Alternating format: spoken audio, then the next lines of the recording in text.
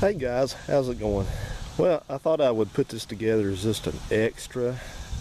It's going to be sort of a shorter video, and I thought I'd just go ahead and throw this up for you.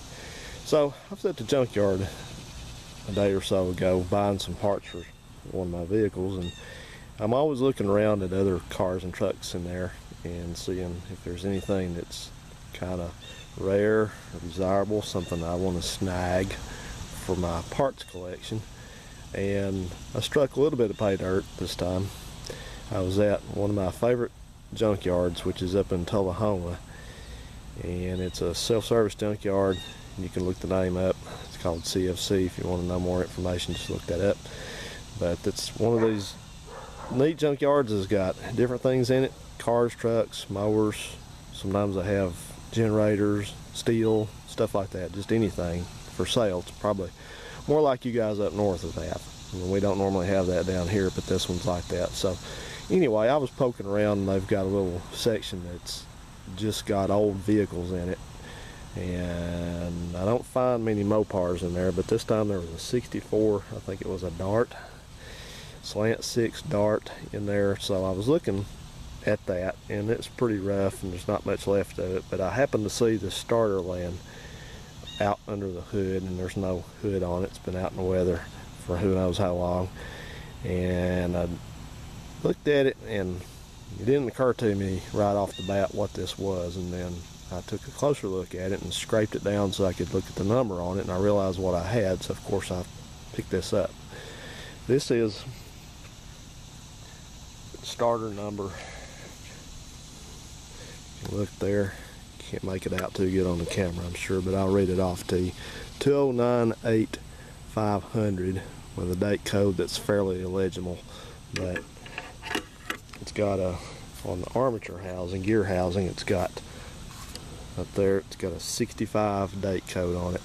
So this is quite a desirable starter, not monetarily, but for anybody who likes original parts it is, because if you look at this, I know nothing looks different about this starter, and I'll have to explain it to you. One thing, right off the bat, you see it's got 1, 2, and then you turn it over, 4 coils in it, field coils in it, instead of 3. Now, all the rest of these have 3. Well, what is this? This starter is a 63 through a 69 170 slant 6 starter. They only use this starter on those vehicles for the 170 slant 6. They've got, like I said, 4 coils. It's a 4 series instead of a 3 series. It is not a shunt wound starter like all the rest of them.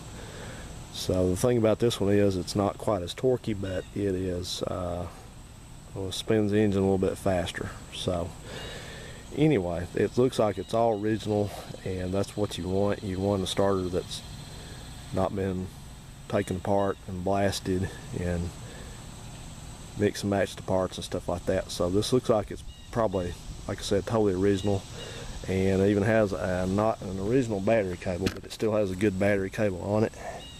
The end's good. It's some sort of aftermarket. It's an old cable. They don't make them this good really anymore, I guess. It's got one of the original brackets still on it. It's got the original solenoid wire on it, which these things are getting a little bit expensive to buy these days. So hey, man, I'm happy with this. So I thought what we would do, I've got my jump pack out, and I thought we would just put some power to this thing and see if it will do anything. I think my jump pack's got enough power in it. Let's see if it does. So let's go. This time I'm just gonna, since I've got my wires all still connected, I'm gonna see if I can get away with just hooking the battery, the jump pack, just to the end of the cable down there. Let's see if you're in frame. Yeah, there you are, I think. Are you? Maybe. So anyway, and I should be able to just attach this to this and get it to do something, because our cables are all up. So let's try it and see.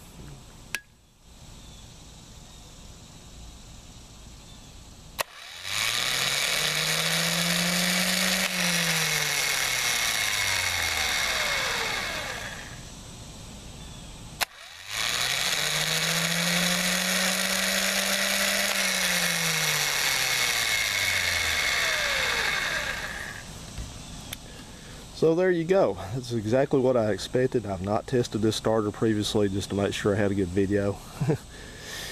And so that's, the thing's been out in the weather under the hood of that car who knows how long. You can see how rusty it is. So anyway, it's good to go. I'm going to just take the cap off of it like I always do and lubricate the end bushings and lubricate it down here and clean it up and paint it. And that one will go on the Valiant because that's actually the starter that it's supposed to have on it, even though it's not a 170 anymore.